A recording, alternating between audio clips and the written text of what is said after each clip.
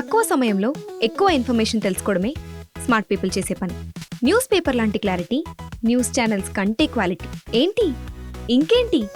4 TV app download it. Good morning, welcome to our news బులెటిన్ల ముందుగా updates చూద్దాం. తెలంగాణలో గ్రూప్ 2 పరీక్షలు నేడు రేపు నిర్వహణ.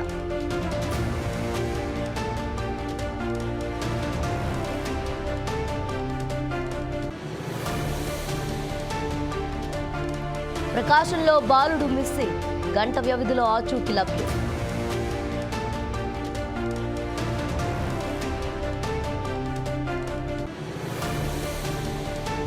సంస్కృతిపై దాడి జరుగుతుంది, ఖండించాలన్న ఎమ్మెల్సీ కవిత.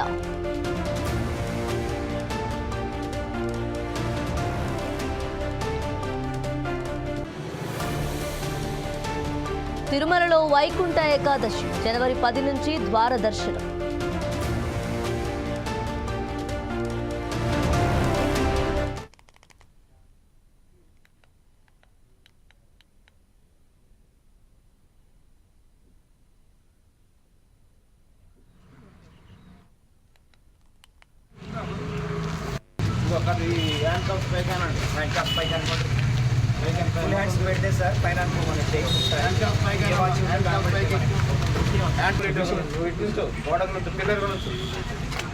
బాబు ఇదే సెంటర్ చూసుకోండి, సెంటర్ ఇదేనా?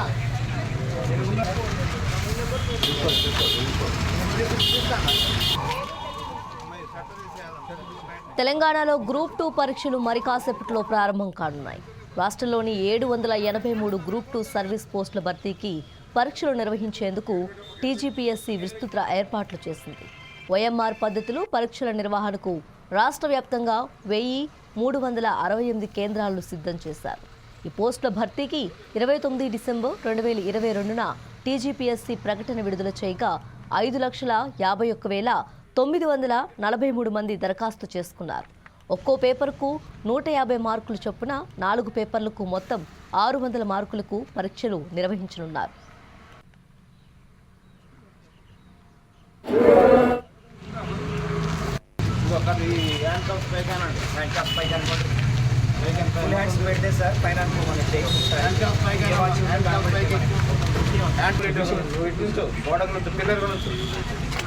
బాబు ఇదే సెంటర్ చూసుకోండి, సెంటర్ ఇదేనా? ఉదయం 10 గంటల నుంచి మధ్యాహ్నం 12:30 వరకు, మధ్యాహ్నం 3 గంటల నుంచి సాయంత్రం 5:30 గంటల వరకు పరీక్షలు జరుగుతాయి. పరీక్ష ప్రారంభానికి అరగంట ముందు గేట్లను మూసివేస్తామని టీజీపీఎస్సీ ఇప్పటికే స్పష్టం చేసింది. అభ్యర్థులు హాల్ టికెట్తో పాటు ప్రభుత్వం జారీ చేసిన ఫోటో గుర్తింపు కార్డును తీసుకురావాలని తెలిపారు.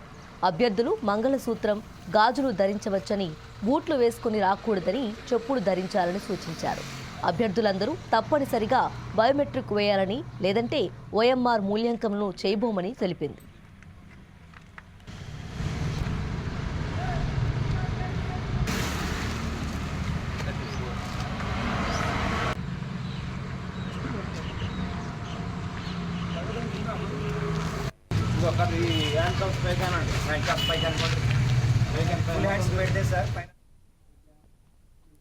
తిరుమలలో వైకుంఠ ఏకాదశికి టీటీడీ అధికారులు విస్తృతమైన ఏర్పాట్లు చేస్తున్నారు. 2025 జనవరి 10 నుంచి 19 వరకు ఉత్తర ద్వార దర్శనాలకు సామాన్య భక్తులకు అధిక ప్రాధాన్యమిస్తూ పలు నిర్ణయాలు తీసుకున్నారు. 10 రోజుల పాటు ఉత్తర ద్వార దర్శనాలకు టోకెన్లు, టికెట్లు ఉన్న భక్తులను మాత్రమే అనుమతించాలని నిర్ణయం తీసుకున్నారు. టోకెన్లు లేని భక్తులను క్యూ లైన్లోనికి అనుమతించరారు. అలానే ప్రోటోకాల్ ప్రముఖులు మినహా వీఐపీ బ్రేక్ దర్శనాలను 10 రోజుల పాటు రద్దు చేస్తున్నట్లు టీటీడీ అధికారులు శనివారం ఓ ప్రకటనలో తెలిపారు.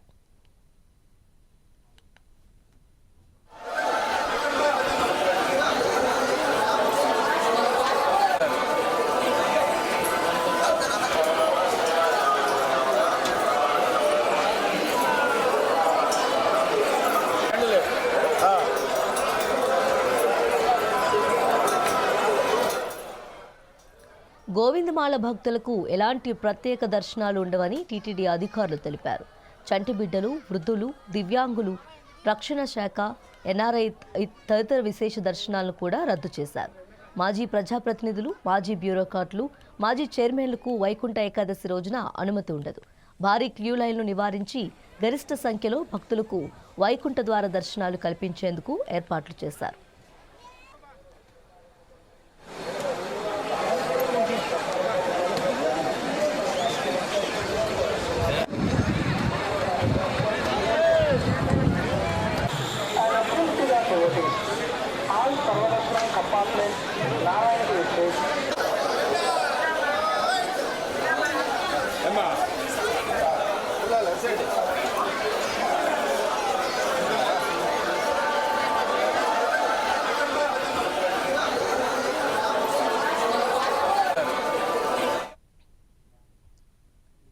తెలంగాణ సంస్కృతిపై జరుగుతున్న దాడిని ప్రతి ఒక్కరూ ఖండించాల్సిన అవసరం ఉందని భారాస ఎమ్మెల్సీ కవిత అన్నారు.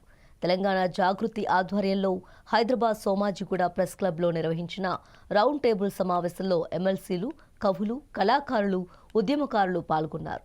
ఈ సందర్భంగా కవిత మాట్లాడుతూ సీఎం రేవంత్ రెడ్డికి తెలంగాణ తల్లిపై ప్రేమ లేదు కాబట్టే విగ్రహం రూపాన్ని మార్చారని ఆరోపించారు. తెలంగాణ తల్లి చేతిలో బతుకమ్మ లేకపోతే తెలంగాణ సమాజంలో స్నేహశీలత, సుహృద్భావం ఎలా కనిపిస్తుందని ప్రశ్నించారు.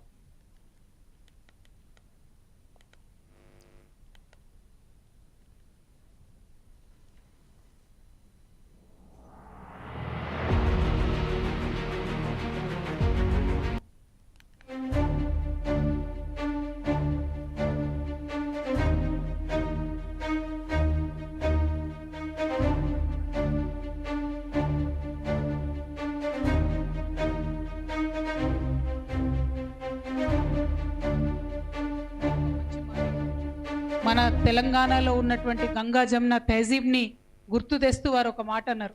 ప్రధానంగా నేను విగ్రహారాధనకు వ్యతిరేకం, కానీ తెలంగాణ తల్లిని మేము అట్లా చూస్తలేము, అది ఒక ఉద్యమ ప్రతీకగా చూస్తున్నాం, అందుకనే ఇవాళ ఆ ఉద్యమ ప్రతీకను మార్చడాన్ని నేను వ్యతిరేకిస్తున్నా అని చెప్పిండ్రు. ఇవాళ మన బాధ అంతా కూడా అదే. ఇంత అందమైన తెలంగాణ, నువ్వు హిందూ అయినా, నేను ముస్లిం అయినా, క్రిస్టియన్ అయినా, ఎవరైనా మనందరం ఒకటే. నీది ఈ కులమైన, ఆ కులమైన, ఏ కులమైన సబ్బండ వర్గాలు ఏకమై, సబ్బండ వర్ణాలు ఏకమైతేనే ఇవాళ తెలంగాణ రాష్ట్రాన్ని సాధించుకున్నాం. ఆ అందమైన భావనను మళ్ళా ఒకసారి చెప్పాలనుకున్నాం. ఆ ఉద్యమ ప్రతీకలను మార్చొద్దని ఇంకొకసారి ఈ రౌండ్ టేబుల్ నుంచి మనం నినాదం ఇస్తా ఉన్నాం. నిజంగా ఎంత అందమైన భావన అంటే, ఉద్యమిస్తున్నటువంటి మనందరం కూడా తెలంగాణ తల్లి పిల్లలమే. ఆనాడు పిల్లలందరం కలిసి కేసీఆర్ గారు పెద్ద కొడుకు పాత్ర వహించి ఉండవచ్చు కాక, కానీ పిల్లలందరం కూడా కలిసి ఒక తల్లిని రూపొందించుకున్నాం. అది ప్రపంచంలో ఎక్కడ జరగదు. నిజంగా అది ఓన్లీ మన తెలంగాణలోనే జరిగింది. పిల్లలందరం కలిసి నిలబెట్టుకున్నటువంటి ఆ తల్లి పట్ల మనకున్న ప్రేమ ఆ నిర్మాణంలో లేనటువంటి రేవంత్ రెడ్డి గారికి ఉండే ప్రసక్తే లేదు. కాబట్టే ఇవాళైనా దాన్ని మార్చడం, కాబట్టే ఇవాళ దాన్ని అవమానం చేయడం చేస్తూ ఉన్నారు. తెలంగాణ తల్లి చేతిలో ఉన్నటువంటి బతుకమ్మను చూస్తే తెలంగాణ సమాజాన్ని చూసినట్టుంటుంది. ఏం చెప్తుంది బతుకమ్మ మనకు? నిజంగా ఎన్ని వందల సార్లు అనుకున్నామో, బతుకమ్మ అంటే కాస్ట్లీ పువ్వులు ఉండవు, గడ్డి పూలు ఉంటాయి, తంగేడు పూలు ఉంటాయి, బంతి పూలు ఉంటాయి, తొవ్వన పోతుంటే పెరిగేటటువంటి మామూలు పువ్వులు ఉంటాయి, ఆఖరికి విషం ఉండేటటువంటి జిల్లేడు పువ్వులు కూడా ఉంటాయి. మరి ఇవన్నిటినీ కలిపి మనం బతుకమ్మని చేసుకుంటాం. దాని అర్థం ఏంటి? చిన్నవాడు పెద్దవాడు కాదు, ఎవరైనా సరే మనవాడు అనేటటువంటి భావన ఉండాలి. ఇవాళ నువ్వు హిందూ కావచ్చు, నేను ముస్లిం కావచ్చు, ఇంకోటి కావచ్చు, అందరం కలిస్తేనే ఒక అందమైన బతుకమ్మ అవుతుంది, అందరం కలిస్తేనే ఒక అందమైన సమాజం అవుతుందని ఒక మెసేజ్ ఇచ్చేటటువంటి, తెలంగాణకు ప్రత్యేకతను చాటేటటువంటి బతుకమ్మ ఆ తెలంగాణ తల్లిలో లేకపోతే మరి మన తెలంగాణ సమాజంలో సహజంగా ఉన్నటువంటి స్నేహశీలత కావచ్చు, సహనశీలత కావచ్చు, సుహృద్భావం కావచ్చు, వీటన్నిటి రిఫ్లెక్షన్ ఎట్లా కనపడుతుంది అనేటటువంటి విషయం ఇవాళ మేధావులంతా కూడా బాధపడుతున్నారు, ప్రజలందరూ కూడా బాధపడుతున్నారు. కేసీఆర్ గారి నాయకత్వంలో జరిగినటువంటి తెలంగాణ పునర్నిర్మాణంలో కూడా మనం ఉన్నాం. ఆ రేవంత్ రెడ్డి గారు ఎండ్లో కూడా లేరు. పునర్నిర్మాణం జరిగేటటువంటి దశలో ప్రభుత్వాన్ని అస్థిరపరిచే కుట్ర చేసింది. ఉద్యమం జరుగుతున్నటువంటి దశలో ఉద్యమకారుల మీద గన్ను ఎక్కిపెట్టినటువంటి వ్యక్తి ఎక్కడా లేడు. కాబట్టి ఎక్కడనో ఒక దగ్గర మరి నా పేరు నమోదు చేసుకోవాలని చేస్తున్నటువంటి వెకిలి ప్రయత్నంగా దీన్ని మనం చూడాల్సినటువంటి అవసరం ఉంది, అయినా ఎత్తి చూపించాల్సినటువంటి అవసరం ఉంది. కాబట్టే ఇవాళ ఈ రౌండ్ టేబుల్ సమావేశం పెట్టుకున్నాం. మరి అద్భుతమైనటువంటి సూచనలు మన వాళ్ళు పెద్దవాళ్ళందరూ కూడా ఇవ్వడం జరిగింది. ఆ సూచనలన్నింటినీ కూడా మరి మనం దృష్టిలో పెట్టుకొని ఇప్పటి వరకు విన్నటువంటి సూచనలో మరి ఒక తీర్మానం రూపంలో కూడా దీన్ని ప్రవేశపెట్టుకుందాం. ఇప్పుడు దాన్ని నేను చెప్తాను, చెప్పిన తర్వాత మళ్ళీ రిక్వెస్ట్ చేస్తున్నా, మనం మాట్లాడడానికి వచ్చిన యువమిత్రులందరూ కూడా మాట్లాడాలి. మొదటిది మన పెద్దలందరూ చెప్పింది, ఉద్యమంలో ఉద్భవించినటువంటి తెలంగాణ తల్లి చిత్రపటాలను విగ్రహం రూపంలోనే మనం పూజిస్తాం, ఆరాధిస్తాం. ఆ ఉద్యమంలో వచ్చినటువంటి ఆ తెలంగాణ తల్లిని అన్నటువంటిది మొదటి అంశంగా తీర్మానాల్లో చేరుస్తూ ఉన్నాం. ఒక చేతిలో జొన్నకర్ర, మరొక చేతిలో బతుకమ్మ ధరించిన తెలంగాణ తల్లి వైభవంపై పద్యాలు, కవితలు రచించి పుస్తకాలుగా వెలువరిస్తామని మరొక తీర్మానం చేసుకోవడం జరుగుతూ ఉంది. పిల్లలు వాడేటటువంటి నోట్బుక్లు మొదలుకొని రైటింగ్ ప్యాడ్స్ వరకు అన్నిటి మీద తెలంగాణ తల్లిని ముద్రించి మన పిల్లలందరికీ కూడా ఇచ్చేటటువంటి ప్రయత్నం చేద్దాం. తెలంగాణ తల్లికి ఆరాధనతో కార్యక్రమాలు ప్రారంభించేటటువంటి సాంప్రదాయాన్ని ఇక ముందు కూడా కొనసాగించాలని చెప్పి అనుకుంటా ఉన్నాం. అట్లానే తెలంగాణ తల్లి విగ్రహ ప్రతిష్టాపనలు కూడా అన్ని గ్రామాల్లో అన్ని చోట్ల కొనసాగిస్తాం. జై తెలంగాణ అనేటువంటి వ్యక్తి మన తెలంగాణ రాష్ట్రానికి ముఖ్యమంత్రి కావడం మన పెద్ద దురదృష్టం. ఆయన ఎప్పుడు జై తెలంగాణ అనలే, కాబట్టి ఆయనకు ఆ ఇమోషనే లేదు, ఆయనకు తెలంగాణ ఆత్మ అన్నదే లేదు. మనం పడ్డ దుఃఖం ఆయన ఎప్పుడు చూడలే. ఆయన తెలంగాణ ఉద్యమంలో లేడు కాబట్టి ఆయనకు తెలంగాణ హృదయం అర్థమవుతలేదనే విషయాన్ని మనం ఇవాళ గమనించుకోవాలి. కానీ ఇక్కడ ఒక్క విషయం మనం కూడా ఆలోచించాలి. ఎందుకేసి తెలంగాణ ప్రజల ఓట్లు కాంగ్రెస్ పార్టీకి? సోనియా గాంధీ గారు వచ్చి, రాహుల్ గాంధీ గారు వచ్చి, ప్రియాంక గాంధీ గారు వచ్చి గ్యారంటీ కార్డుల మీద సంతకాలు పెట్టి మేము మిమ్మల్ని గౌరవిస్తామని చెప్పి మన గౌరవమ్మను, మన బతుకమ్మను ఎత్తుకొని వాళ్ళు ముందట్టుకొచ్చింది కాబట్టి నమ్మి ఈ రోజు ఓట్లు వేసారు తెలంగాణ ప్రజలు, అవకాశం ఇచ్చారు. కాబట్టి వాళ్ళ సీటుగా తెలంగాణ జాగృతి వేదిక నుంచి సోనియా గాంధీ గారిని మేము అడుగుతా ఉన్నాం, అమ్మ మరి మా మహిళలు జరుపుకునేటటువంటి బతుకమ్మ పండుగను మీ ముఖ్యమంత్రి గారు అవమానిస్తూ ఉంటే మీ దాకా వచ్చిందా లేదా, మీకు తెలిసిందా తెలియలేదా, లేకపోతే మీరు సమ్మతించి మీ పర్మిషన్తోనే ఆయన మా తెలంగాణ ఆడబిడ్డలు అవమానిస్తున్నా, ఇవాళ మీరు తెలంగాణ సమాజానికి చెప్పాల్సినటువంటి అవసరం ఉందని చెప్పి నేను సోనియా గాంధీ గారిని రిక్వెస్ట్ చేస్తా ఉన్నాను.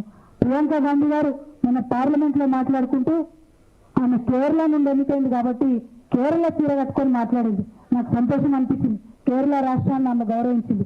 మరి అదే తెలంగాణ రాష్ట్రంలో మీ కాంగ్రెస్ పార్టీ ముఖ్యమంత్రి మా తెలంగాణ ఆడబిడ్డలు ఆడుకునేటటువంటి పండుగను అవమానం చేస్తూ తెలంగాణ తల్లి చేతుల నుంచి బతుకమ్మ తీసేసిండు. ప్రియాంక గాంధీ గారు మీరు కూడా ఆలోచించాలి, మరి మీ ముఖ్యమంత్రి చేసేటటువంటి చర్యను మీరు మద్దతు ఇస్తున్నారా, తెలంగాణ ఆడబిడ్డలకు మీరు జవాబు ఇవ్వాలని చెప్పి నేను ఇవాళ ప్రియాంక గాంధీ గారిని, సోనియా గాంధీ గారిని కూడా ఈ వేదిక ద్వారా అర్థిస్తా ఉన్నాను, డిమాండ్ చేస్తా ఉన్నాను.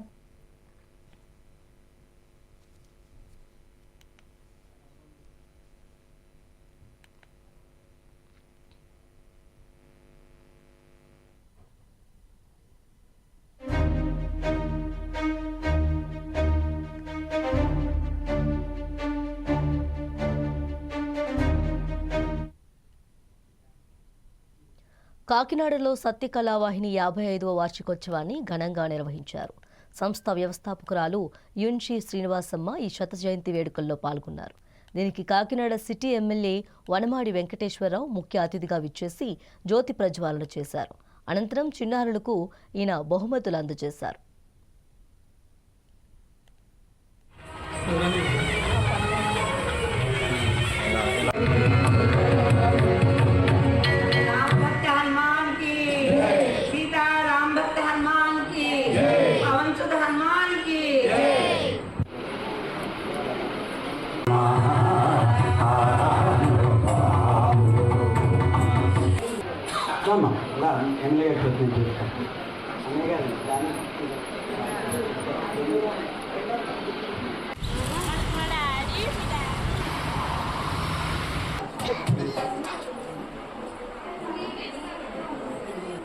హనుమాన్ కి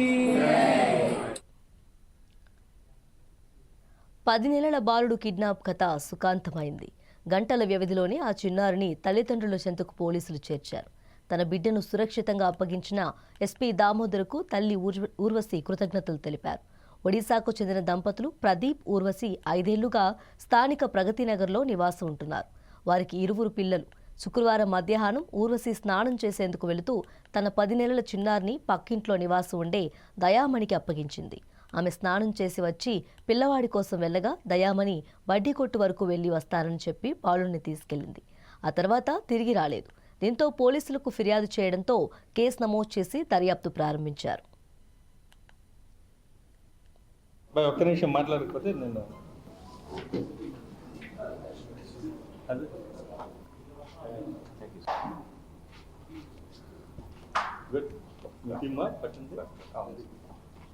ఒరిస్సా నుంచి లాస్ట్ ఒక 4-5 years బ్యాక్ ప్రదీప్ అండ్ ఓరోస్ అనే ఒక జంట ఇక్కడికి వచ్చి ఒక కార్ కేర్ సెంటర్లో వీళ్ళు అతను పనిచేసుకుంటున్నాడు. ఈ సంఘమిత్ర హాస్పిటల్కి ఎదురుగా ఉన్నటువంటి కాలనీలో వీళ్ళు ఉంటున్నారు. అలాగే వీళ్ళకి 2 బాబులు, ఒక బాబుకి 3 years, ఇంకో బాబుకి 10 నెలలు. వీళ్ళు ఉన్నటువంటి కాలనీలో పక్కింట్లో ఉన్నటువంటి ఇంట్లో వేరే ఒక లేడీ ఒక 45 days క్రితం వచ్చి పని చేస్తాను మీ ఇంట్లో అని అడగడం జరిగింది. అడిగిన తర్వాత మేము డబ్బులు ఏమి ఇవ్వలేం, నీకు భోజనం అయితే పెట్టగలుగుతా అంటే నా అనాథం కాబట్టి మీకు ఫ్రీగా పనిచేసి పెడతాను, నా భోజనం పెట్టిందని ఒప్పందంతో అమ్మాయి దయామణి అనే ఒక స్త్రీ వాళ్ళ దగ్గర పనిచేస్తుంది. ఈ ఎదురు పక్కనే ఉన్నటువంటి ఇంట్లో ఈ బాబుని చూస్తుండేది. సో ఆమెకు 3 పిల్లలు, భర్తతో దూరంగా ఉంటుంది, వేరే ఒక అబ్బాయితో ఆమెకి వేరే సంబంధాలు ఉన్నాయి. ఈ సందర్భంలో ఆమెకి పిల్లల్ని ఎదురుగా కనపడుతున్నాడు, తీసుకెళ్ళి అమ్మేయాలనే ఉద్దేశంతో అమ్మాయి ప్లాన్ చేసుకొని ఆమె యొక్క బాయ్ ఫ్రెండ్తో కలిసి నిన్న సాయంత్రం ఈ 10 నెలల బాబు తల్లి స్నానంకి వెళ్ళినప్పుడు ఉయ్యాల్లో ఉన్నటువంటి బాబుని తీసుకొని ఈమె నిన్న సాయంత్రం వెళ్ళిపోయింది. ఈమె ఫోటో కానీ ఎటువంటి ఆధారాలు కానీ లేవు, జస్ట్ ముఖ పరిచయం అంతే. సో మనకు ఇన్ఫర్మేషన్ రావడంతో టౌన్ డిఎస్పీ శ్రీనివాస్ అండ్ ఆయన ఒక 5 teams, రూరల్ సిఐ, అలాగే 1 town, 2 town, Singarayakonda and rural CI వీళ్ళతో ఒక 5 teams ఫామ్ చేసి మనం ఈ ఫోటోలన్నీ సర్క్యులేట్ చేసాం. ఈ లోపల ఎవరో ఆవిడ పేరు కూడా తెలియని సందర్భంలో ఈ ఫోటోలన్నీ కలెక్ట్ చేసి మనం అన్ని గ్రూపుల్లో ఇవ్వడం, అంత మెసేజ్లు పంపడం వల్ల వీళ్ళు గుడ్లూరు మండలంలో ఒక మామిడి తోటలో వీళ్ళు తలదాచుకున్నారన్నటువంటి ఒక ఇన్ఫర్మేషన్ రాత్రి రావడం జరిగింది. ఇమ్మీడియట్లీ అక్కడికి వెళ్తే బాబుని అక్కడ వీళ్ళు తాగిన మత్తులో ఉన్నారు. సో బాబుని మనం తీసుకొని రావడం జరిగింది. ఆ తల్లిదండ్రులకు కూడా మనం ఆ బాబుని చేర్చడం జరిగింది.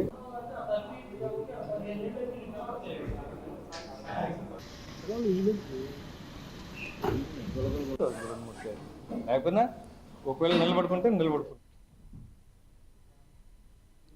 తెలంగాణలో గ్రూప్ 2 పరీక్షలు మరి కాసేపట్లో ప్రారంభం కానున్నాయి. రాష్ట్రంలోని 783 గ్రూప్ 2 సర్వీస్ పోస్టుల భర్తీకి పరీక్షలు నిర్వహించేందుకు టీజీపీఎస్సీ విస్తృత ఏర్పాట్లు చేసింది. ఓఎంఆర్ పద్ధతిలో పరీక్షల నిర్వహణకు రాష్ట్ర వ్యాప్తంగా 1368 కేంద్రాలను సిద్ధం చేశారు. ఈ పోస్టుల భర్తీకి 29 డిసెంబర్ 2022న టీజీపీఎస్సీ ప్రకటన విడుదల చేయగా 5,51,943 మంది దరఖాస్తు చేసుకున్నారు. ఒక్కో పేపర్కు 150 మార్కులు చొప్పున 4 పేపర్లకు మొత్తం 600 మార్కులకు పరీక్షలు నిర్వహించనున్నారు. ప్రభుత్వం అర్హులైన ప్రతి విద్యార్థికి ఉద్యోగం వచ్చేలా నియామకాలు చేయాలని వరంగల్ జిల్లా అభ్యర్థులు కోరుతున్నారు.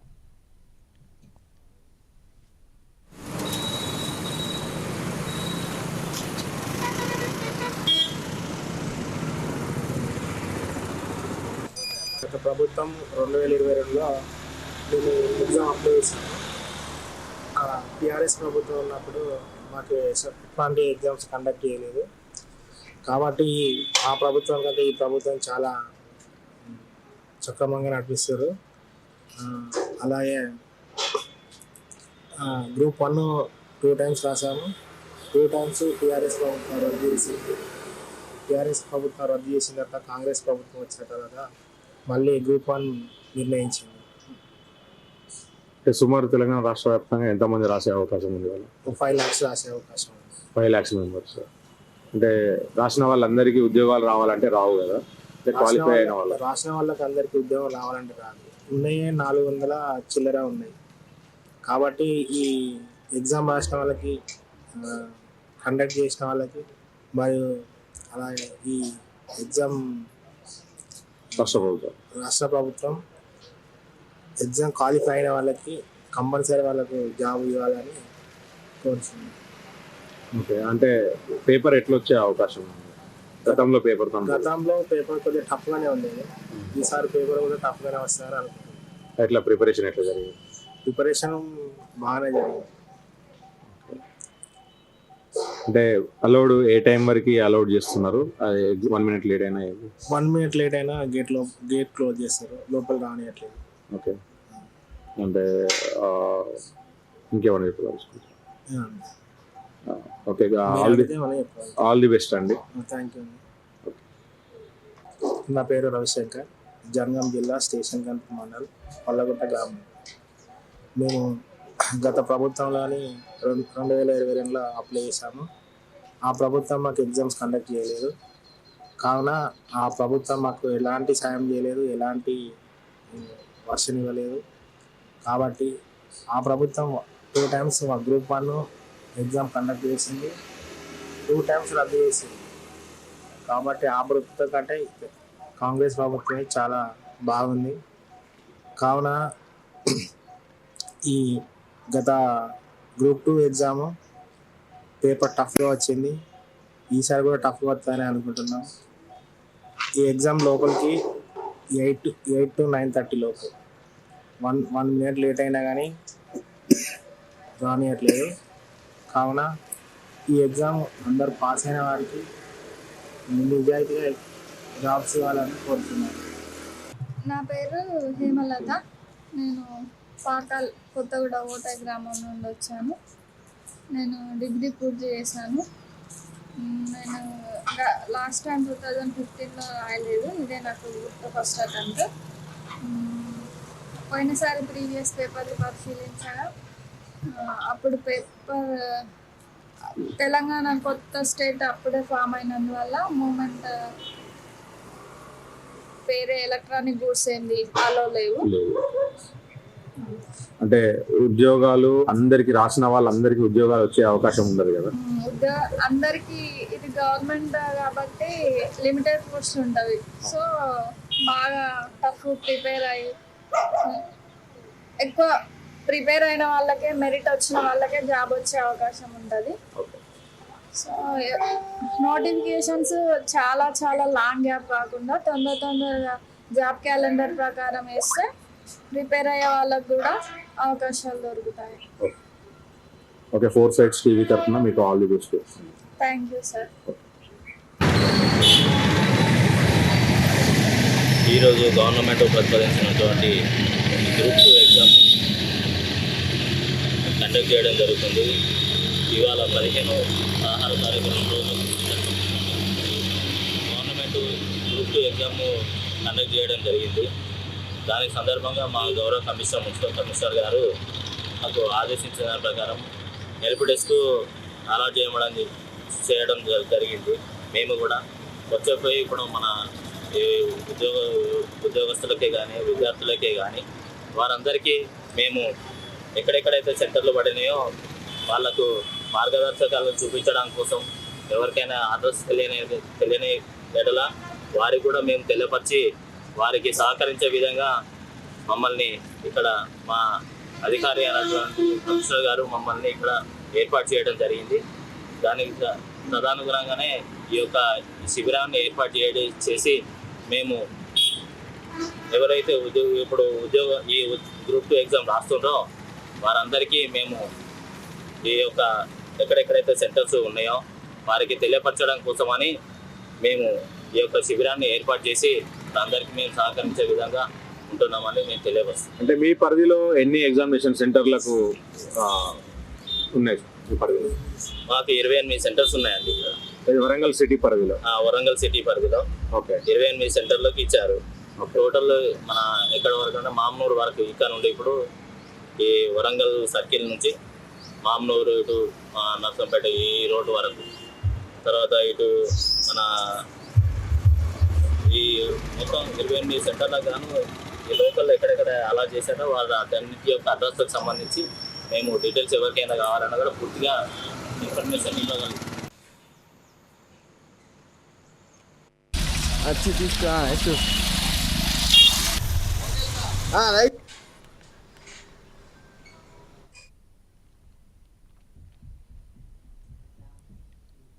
రాష్ట్రంలో కస్తూర్బా గాంధీ పాఠశాలలో పనిచేస్తున్న నాన్ టీచింగ్ వర్కర్స్కు కనీస వేతనాలను పెంచాలని డిమాండ్ చేస్తున్నారు. 26,000 రూపాయలకు పెంచాలని, ఉద్యోగ భద్రత కల్పించాలని ఐఎఫ్టియు జిల్లా ప్రధాన కార్యదర్శి గంటా నాగయ్య డిమాండ్ చేశారు. తుంగతుర్తి మండల కేంద్రంలో రాష్ట్ర కమిటీ పిలుపు మేరకు స్కూల్ గేట్ ముందు ప్లకార్డులతో నిరసన వ్యక్తం చేశారు. వాళ్ళ కుటుంబాలను పోషించుకోవడం ఆర్థిక భారంతో అనేక ఇబ్బందులు ఎదుర్కొంటున్న ఒక పరిస్థితి ఉన్నది. గత ప్రభుత్వం నాన్ టీచింగ్ వర్కర్లను గుర్తించకపోవడం, వాళ్ళ సమస్యల పరిష్కారం వైపు దిశగా ఆలోచన చేయకపోవడంతో మరింతగా సమస్యలు జటిలమైనాయి. తక్షణమే రేవంత్ రెడ్డి ప్రభుత్వమైనా ఇప్పటికైనా ఆలోచన చేసి, గతంలో సమ్మెలు చేసినప్పుడు, ఆందోళన చేసినప్పుడు ఇదే ముఖ్యమంత్రి రేవంత్ రెడ్డి గారు నాన్ టీచింగ్కి సంబంధించిన లేకపోతే సమగ్ర శిక్ష ఉద్యోగులకు సంబంధించిన జీతభత్యాలకు సంబంధించింది ఆలోచన చేస్తామని చెప్పి ఏదైతే హామీలు ఇచ్చారో తన మేనిఫెస్టోలో కూడా ప్రకటన చేసుకున్నారు. కార్మిక వర్గానికి సంబంధించిన జీతభత్యాలకు పెంపుదలకు సంబంధించిన అంశాన్ని మీ ఆలోచన చేస్తామని. కానీ ఇప్పటికీ సంవత్సరం పూర్తవుతున్నది అధికారంలోకి వచ్చి. నిందితులుగా ప్రధాన కారకులుగా వంట వర్కర్లే, నాన్ టీచింగ్ స్టాఫే అని చెప్పి అభాండాలు మాపడం కూడా సరైనది కాదు. ఇప్పటికే రాష్ట్ర ప్రభుత్వం సమగ్రంగా కేజీబీవీకి సంబంధించిన నాన్ టీచింగ్ వర్కర్ల సమస్యలు మొత్తం గుర్తించాలి, వాళ్ళ సమస్యల పరిష్కారం వైపు దిశగా ప్రయత్నం చేయాలనే సందర్భంగా నాన్ టీచింగ్ వర్కర్స్ యూనియన్గా మేము డిమాండ్ చేస్తున్నాం. వదిలే కార్మికుల ఐక్యత, వదిలే నాన్ టీచింగ్ వర్కర్ల ఐక్యత, వదిలే నాన్ టీచింగ్ వర్కర్ల ఐక్యత. కస్తూర్బా గాంధీ పాఠశాలల్లో అల్లు అర్జున్ అరెస్ట్ చేయడం ప్రభుత్వ తప్పిదమేనని ఒంటెద్దు నరసింహారెడ్డి అన్నారు. త్వరలో హుజూర్ నగర్ సెంటర్లో బతుకమ్మతో ఉన్న తెలంగాణ తల్లి విగ్రహం ఏర్పాటు చేస్తామని చెప్పారు. సూర్యాపేట జిల్లా హుజూర్ నగర్ బీఆర్ఎస్ పార్టీ కార్యాలయంలో ఆయన సమావేశం నిర్వహించారు. సీఎం రేవంత్ రెడ్డిపై పలు కీలక వ్యాఖ్యలు చేశారు. కేసు నడుస్తున్నా కేసు విత్డ్రా చేసుకోమని ఎవరు అనలేదు. అరెస్ట్ అక్రమం అంటున్నాం. ఎందుకు అరెస్ట్ చేస్తాం? బెడ్రూమ్ దాకా పోతారా పోలీసులు? ఆయన స్వయంగా ఇచ్చిన స్టేట్మెంట్ అంటే వీళ్ళకి సినిమా వాళ్ళు ఈయనకు మద్దతు ఇస్తలేరని కోపం, ప్రచారంలో రాలేదనో వేరే దాంట్లో వ్యక్తిగతమైన కోపం పెంచుకొని, ద్వేషం పెంచుకొని ఇలా సెలెక్టెడ్గా ఢిల్లీలో మాట్లాడుతున్నారు. అది కూడా విన్నారు, మీరు కూడా విన్నారు. చట్టం ముందు అందరూ సమానులే. రేవంత్ రెడ్డి, చట్టం ముందు అందరూ సమానం అయితే నీ సొంత నియోజకవర్గంలో నీ సొంత ఊరు కొండారెడ్డిపల్లి యొక్క మాజీ సర్పంచ్ పాంకుట్ల సాయిరెడ్డి గారు 15 సంవత్సరాల సర్పంచ్ మీ ఊరికి ఆయన ఒక సూసైడ్ నోట్ రాసి మరణ భాగంలో రాసి చనిపోయినా. నా చావుకు రేవంత్ రెడ్డి బ్రదర్సే కారణము, నా ఇంటికి రాకుండా అడ్డంగా గోడ కట్టిండ్రు అని చెప్పి ఆయన ఫోటోలతో పెట్టి చచ్చిపోయాడు. నువ్వు ఆయన పిలిపించాలని అన్నదమ్ముల మీద విచారణ చేస్తే నువ్వు అన్నది కరెక్ట్ అని ఒప్పుకుంటావు. హైదరాబాద్ బాధితులు 2-3 చనిపోయినారు, ఉద్యమ చనిపోయింది, ఇంకా ఇతరులు చనిపోయినారు. వారి మీద ఇలా హైదరాబాద్ మీద నువ్వు కేసులు పెట్టి వాళ్ళని కూడా కోర్టు తీసుకొచ్చి అరెస్ట్ చేస్తే అల్లు అర్జున్ చేసినట్టు ఒప్పుకుంటావు. అసలు నిన్న అరెస్ట్ చేయాలి మొదలు. మరి 100 మంది రైతులు ఆత్మహత్య చేసుకున్నారు. ఇలా హాస్టల్ పిల్లలు అకారణంగా చనిపోతున్నారు. నీ యొక్క దుష్ట పరిపాలన వల్ల, ప్రణాళిక లేని పరిపాలన వల్ల, నీ స్వార్థం వల్ల. ఊకనే టీవీల ముందు కూర్చొని డైలాగ్ కొడితే సరిపోదు రేవంత్ రెడ్డి గారు. ఈ సంవత్సర కాలంలో ఏ ఒక్క వర్గం కూడా సంతోషంగా లేదు తెలంగాణలో. ఆల్రెడీ వ్యతిరేకత మొదలైంది. రైతులు ప్రశ్నిస్తున్నారు, మహిళలు ప్రశ్నిస్తున్నారు, విద్యార్థులు ప్రశ్నిస్తున్నారు. 2 లక్షల ఉద్యోగాలంటే వాళ్ళకి సంవత్సరంలో రేవంత్ రెడ్డి ఏమైనా సిగ్గులద్ద ఉన్నదా? 2 లక్షల ఉద్యోగం నువ్వన్న మాటలే కదా మీరు మాట్లాడేది. ఎన్ని ఉద్యోగాలు ఇచ్చినా? 50,000 ఉద్యోగాలు ఇచ్చినట్టు. కేటీఆర్ గారు మొన్న చెప్పినట్టు పెళ్లి లేదు, సంసారం లేదు, పిల్లలు లాభాలు అంటే నవ్వుతుందా రేవంత్ రెడ్డి? 12,500 నువ్వు ఇచ్చింది నోటిఫికేషన్. నిజామాబాద్ జిల్లాలో నిర్వహిస్తున్న గ్రూప్ 2 పరీక్షకు జిల్లా యంత్రాంగం అన్ని ఏర్పాట్లు చేసింది. జిల్లాలో 63 పరీక్ష కేంద్రాలను ఏర్పాటు చేయగా 19,854 మంది అభ్యర్థులు హాజరయ్యారు. ఇక గ్రూప్ 2 పరీక్షలకు సంబంధించి కేంద్రాల వద్ద అన్ని ఏర్పాట్లు చేశామని నిజామాబాద్ ఏసీపీ రాజా వెంకటరెడ్డి తెలిపారు.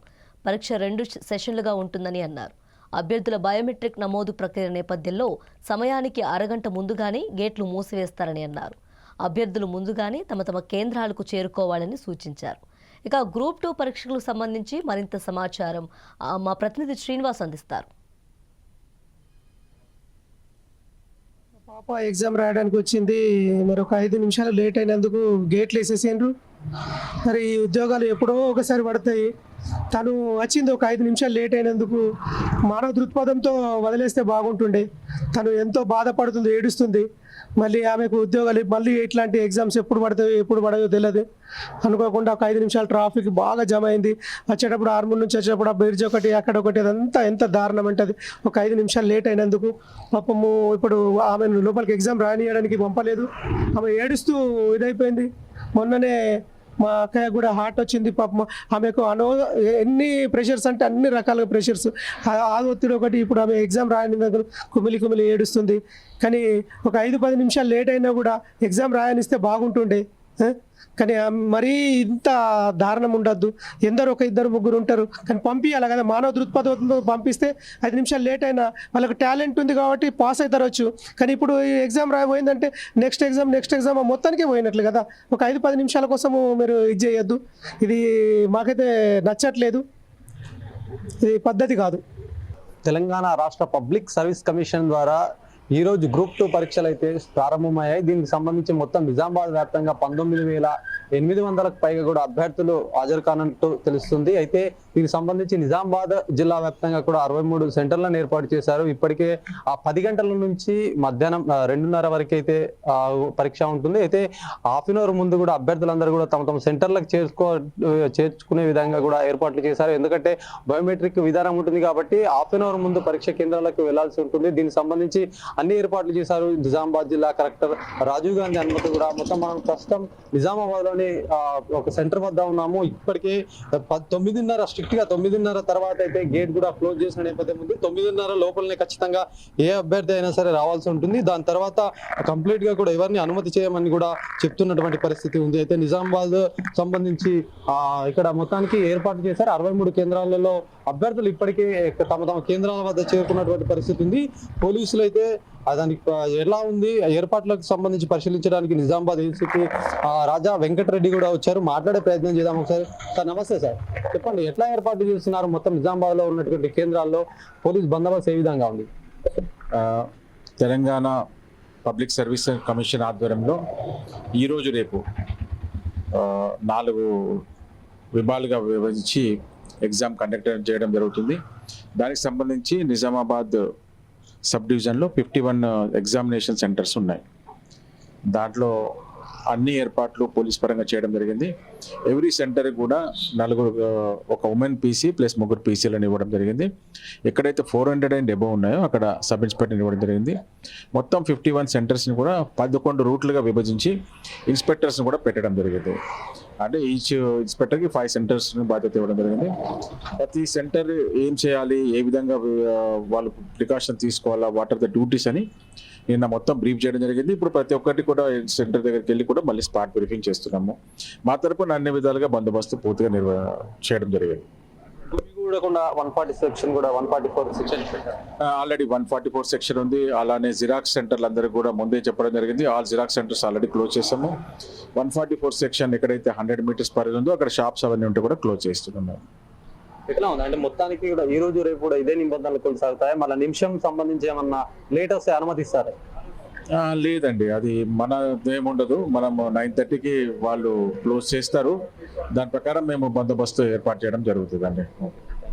చూడొచ్చు మనం 1 నిమిషం ఇబ్బంది. ఖచ్చితంగా 9:30 లోపలనే ఖచ్చితంగా అభ్యర్థులు రావాల్సి ఉంటుంది. దీనికి సంబంధించి కూడా అన్ని ఏర్పాట్లు చేస్తాం. బయోమెట్రిక్ ఉంటుంది కాబట్టి ఖచ్చితంగా అదే సెంటర్ని ఏదైతే ఉందో ఆ టైం వరకు అయితే ఖచ్చితంగా రావాల్సిందని చెప్తున్నారు.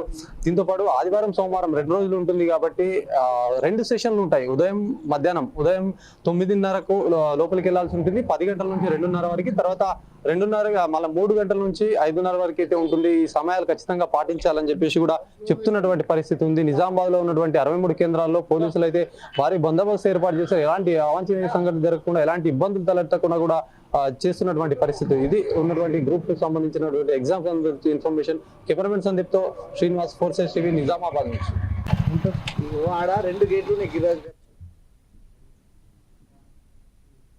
ప్రకాశం జిల్లా ఒంగోలులో స్థానిక అద్దంకి బస్టాండ్ సెంటర్లో ఓ వ్యక్తి కొట్టుపై టీడీపీ నేత దౌర్జన్యంగా ఖాళీ చేయించారని బాధితుడు ఆరోపించారు. వంగవీటి ప్రసాద్ అనే వ్యక్తి భవనాన్ని సురేష్ అద్దెకు తీసుకొని బార్ అండ్ రెస్టారెంట్ నడిపారు. లైసెన్స్ రద్దు కావడంతో బార్ అండ్ రెస్టారెంట్ తీసేశారు. అనంతరం చిన్ను కొట్టు నడుపుతున్నారు. యజమానికి తాము ఎక్కువ అద్దె ఇస్తామని అనడంతో సురేష్ను ఖాళీ చేయమని యజమానిని ఒత్తిడి తేవడంతో బాధితుడు కోర్టును ఆశ్రయించాడు. కోర్టు కేసు ఉన్నప్పటికీ టీడీపీ పార్టీ నేత మేడికొండ మనోహర్ కొంతమంది అనుచరులతో వచ్చి భవనానికి ఉన్న షట్టర్ తాళం పగలగొట్టారు. లోపల ఉన్న సామాన్లను బయటికి తరలించారు. విషయం తెలుసుకున్న సురేష్ పోలీస్ స్టేషన్లో ఫిర్యాదు చేశాడు.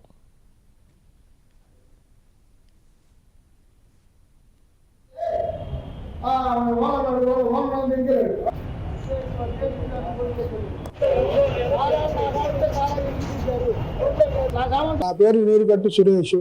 నేను కర్నూలు రోడ్లోని బిల్డింగ్లో 2017 నుంచి వెనిలా బార్ రెస్టారెంట్ నడుపుతున్నాను.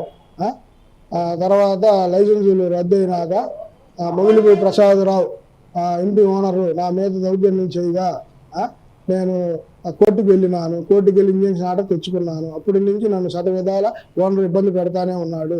ఆల్రెడీ నా మీద పోలీస్ స్టేషన్లో కేసు పెట్టినాడు. తర్వాత ఇప్పుడు మొన్న 13, 14 తారీఖుల్లో నేను లేని సమయం చూసి దౌర్జన్యంగా TDP party leader Medikonda Mohan Rao ఆధ్వర్యంలో జనాన్ని వేసుకొని దౌర్జన్యంగా నా తాళాలు పగలగొట్టి నా సామాన్యుని దొంగతనం చేసినారు.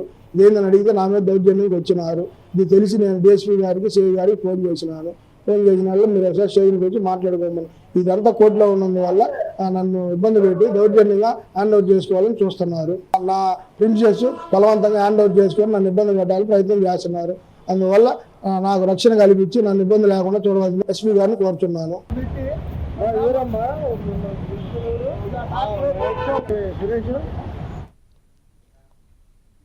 సూర్యాపేట జిల్లా రాఘవపురంలో కొమ్ము రామయ్య అనే రైతును భయ చిన్నకోటయ్య దౌర్జన్యంగా కర్రలతో దాడి చేసి భయభ్రాంతులకు గురిచేస్తున్నారని బాధితుడు కూతురు కళ్యాణి ఆరోపించారు. తమకు న్యాయం కావాలని డిమాండ్ చేశారు.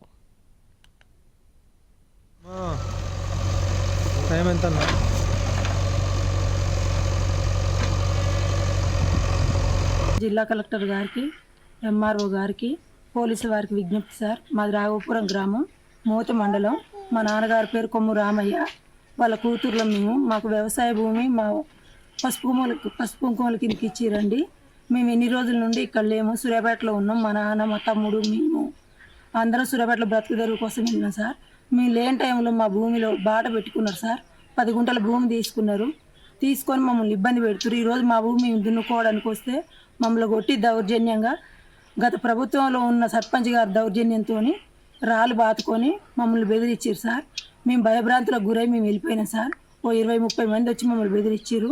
ఆ భయానికి మమ్మల్ని ఏమైనా చేస్తారేమోనని వాళ్ళకి నేర చరిత్ర ఉండడం వల్ల మేము పారిపోయినాం సార్. ఈరోజు వచ్చి మాది మేము చేసుకుంటామంటే మమ్మల్ని చేసుకోనియకుండా కట్టెలు పట్టుకొని మా ట్రాక్టర్కి అడ్డొచ్చి మమ్మల్ని బెదిరిస్తున్నారు సార్. ఏదున్నా మీరే న్యాయం చేయాలి సార్. కలెక్టర్ గారు, ఎంఆర్ఓ గారు, పోలీసు వారు కానీ వాళ్ళే బాధ్యులు, వాళ్ళే కారణం సార్. ఇదివరకు మర్డర్ కేసులు చేసి వాళ్ళకి చాలా నేర చరిత్ర ఉంది. మేము భయపడుతున్నాం సార్. మా నాన్న పెద్ద మనిషి, మాకు పోరాడే వాళ్ళు ఎవరు లేరు. మేము ఆడపిల్లలం, మా తమ్ముడు చిన్నోడు. మీరే న్యాయం చేయాలని కోరుకుంటున్నా సార్. నమస్కారం అందరికీ. మీరు ఎటు చేసి మాకు న్యాయం చేయండి. మీ సర్వే నెంబర్? మాకు 4 ఎకరాల 31 గుంట పొలం ఉంది సార్. దాంట్లో సార్లో కొన్ని 57 సర్వే నెంబర్ సార్. దాంట్లో 7 గుంటలు ఉంది. 7 గుంటలలో ఒక గుంట కబ్జా పెట్టుకున్నాడు. వేరే పక్క రైతులే కూడా కబ్జా కొన్ని ఆయన పేరు మీద పట్టా చేయించుకున్నాడు. గత మా తాతల నుంచి వచ్చినప్పుడు ఆ పట్టాలు లేవు. మధ్యలో చేయించుకొని మా భూమి కొలుసుకొని ఇవ్వట్లేదు. ఆయన పేరు భయ చిన్నకోటయ్య. మమ్మల్ని బాగా ఇబ్బంది పెడుతున్నారు సార్. మాకు ఎటు చేసి న్యాయం చేయండి. ఏ ఎవిడెన్స్ లేదు. ఏమైనా ఎవిడెన్స్ ఉందా నీ కాడ? ఎవరికన్నా కొన్నవా? ఎవరికన్నా మరి ఎట్లా ఎక్కడి నుంచి వచ్చిందని అంటే మాట్లాడట్లేదు. ఏమనంటే ఒక 20-30 మందిని తీసుకొస్తాం, దామ్ దూమ్ అని అంటుడు, కొడతాం, చంపుతాం, బెదురుతాం అని అంటుడు. నీ నాటి ఇక్కడ నా పొలం కాడ బాట అయిపోతే మాత్రం నా శెలక్ కాడ ఆపుతాడట. నన్ను దౌర్జన్యం చేస్తాను. నువ్వు శెలక్ ఎట్ట చేస్తుంటావు, ఎట్ట చేస్తున్నావు అని ఒక 20 మందిని తీసుకొస్తుండు. ట్రాక్టర్కి అడ్డం పడుతుండు. నన్ను పొలం దున్నని ఇట్లా, శెలక దున్నని ఇట్లా. నేను ఇక్కడ బాట ఆపితే అక్కడే నేను ఆపుతాని అంత వచ్చి ఏ పెద్ద మనిషి మాట్లాడేటట్లేదు. ఆయన గతంలో మర్డర్ కేసులో పోయి వచ్చిండు. ఏ పెద్ద మనిషి మాట్లాడట్లేదు. పెద్ద మనిషి మాట్లాడినా కూడా లోపల కలుపుకుంటుండు. పెద్ద మనుషులందరూ ఆకట్టుతుండు. ఏ పెద్ద మనిషి అయినా సరే ఏం కరెక్ట్ న్యాయం జరగట్లేదు. ఏమైనా మాకు ఎంఆర్ఓ గారు కానీ, కలెక్టర్ గారు కానీ, పోలీస్ వారు కానీ ఏదైనా ప్రొటెక్షన్ ఇచ్చి మమ్మల్ని మీరే ఆదుకోవాలని కోరుతున్నామండి సార్. ఇవి బులెటిన్ అప్డేట్స్. మరిన్ని అప్డేట్స్ కోసం చూస్తూనే ఉండండి 4 Sides TV.